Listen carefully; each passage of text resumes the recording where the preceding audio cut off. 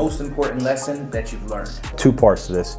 It would have to be patience and willing to give everybody a chance. And what I mean by that is I can name 3 situations. One situation was a dealer that we started to work with a few years back, where when he came to the booth, we did not think that he was going to be any type of serious dealer based on the way he dressed, based on the way he acted. We didn't know who he was. Well, he ended up being the biggest trade partner, I would say, that we ever had. Number 2, there was a guy in Japan that I started working with around 2016, 2017 that actually gave me a chance. I saw on Instagram he was posting a lot of really cool inventory, and I could never get a hold of him. There's the time gap between the United States and Japan where it was like 13, 14 hours, so I could never get him while I was at the office, and while he was at the office I would be sleeping. So every DM, every WhatsApp I tried to get in touch with him never worked, until finally we struck a deal, and that deal turned into many fruitful adventures moving forward, and he even came to my wedding. In fact, that person was Trax Tokyo. The third thing I can remember as of recent memory, so with Instagram and social media, we get contacted by a lot of people, right? And sometimes we don't know who they are.